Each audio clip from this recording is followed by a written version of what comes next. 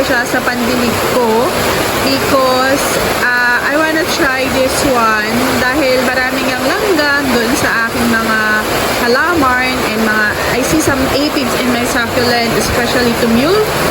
So, I would try this one. Ayun, ilalaga ko lang siya. So, nag-init na ako ng tubig. By this way, is makakatipid ako sa gasol. Pero, ayun, timpla na din ako ng kape namin ni Habi. Oo. Dahil masarap magkape ngayon. Diba? Oops! Tapos, lagyan na natin ito.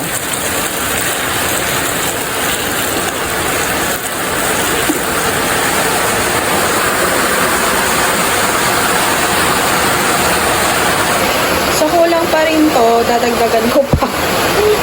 Oo. Dagdagan ko na lang ng tubig.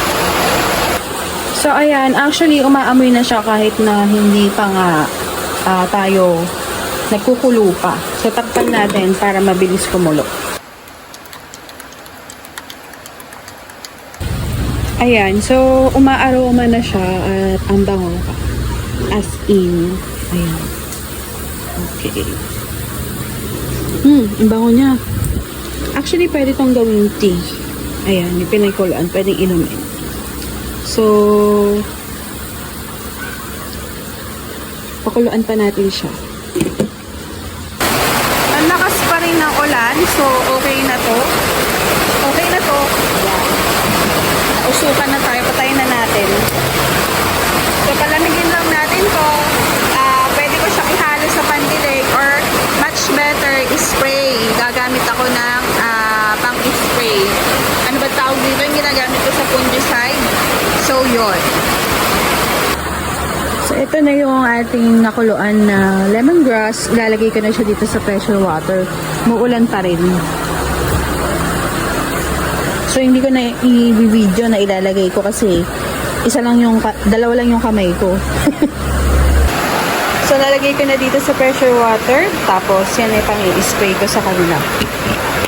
So, bakit naisip ko na hindi na lang fungicide? Kasi umuulan po, kailangan 24 hours maputuyo yung fungicide sa halaman. Since umuulan, is hindi natin magagawa yun. So, ito na lang naisip ko. Since organic, mas safe pa. So, nag-start na ako dito sa ating mga succulent. Ayan, may, ano ba yun? Langaw ba yun? Or ano, umalis na siya? Kasi hindi naman sila nauulanan. So, maganda din, patuyuin natin yung ini-spray natin sa kanila. Nag-inarte na yung ating moonburst. Ayan, ganyan. Kaya ayoko ng ayun eh. Hindi ko alam kung anong problema ng aking pang-spray. Kasi pag nagbomba ako, tuloy-tuloy yung kanyang tuloy-tuloy siya.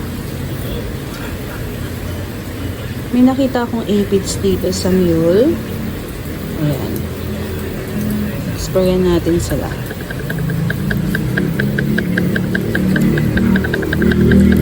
Sana wag na lumakas yung ulan.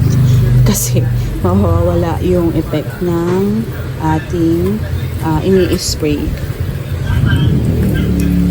So, pwede din siya sigurong idilig. Oo, pwedeng idilig yan.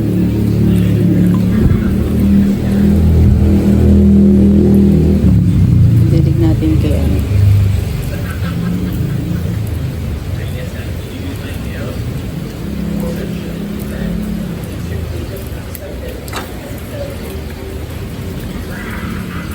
Ang bango ng scent niya. Bango. Kaka-inlove ang kanyang scent. So, lemongrass, ginagamit din yan sa mga cooking, di ba?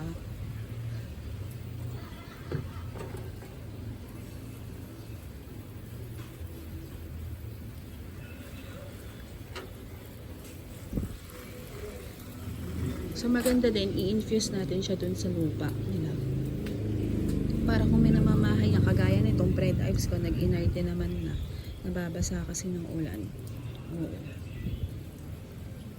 So, magandang pot ko pa naman siya tinanim. Tapos, ganun naman ang nangyari.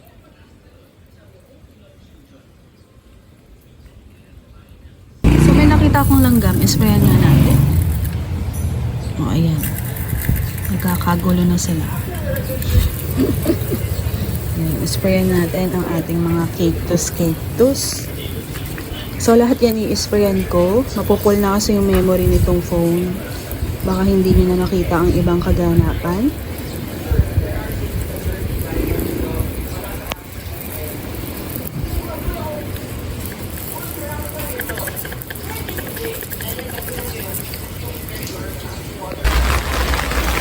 So, ayun, nandito na ako ha.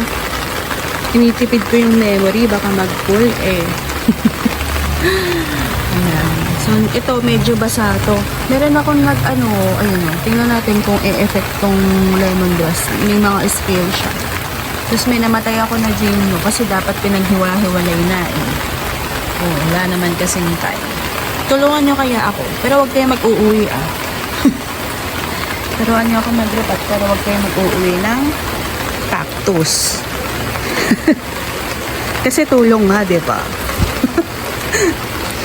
Ayan, ang sayang gawin nito. At saka nakikita ko na yung effect. Lumalahis talaga yung mga insekto.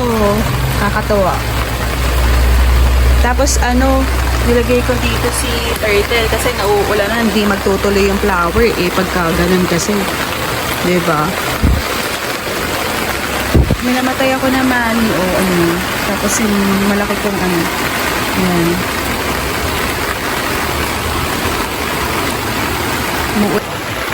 So ayan, sinara ko na din to kasi umuulan-ulan na and ayun pa lang nakita ko na effectiveness because yung mga insect na nandito is umaalis na agad agad-agad, diba?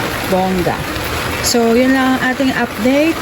I used the lemongrass. Naisip ko lang kasi, yun nga, meron siyang insect repellent. So, I hope nagustuhan nyo ang ating ganap today. And try nyo din kasi I'm sure effective siya. So, thank you for watching Everything Nice at Mitch, Succulent Love. This is your nurse, Tita saying, God bless po at laging mag-ingat.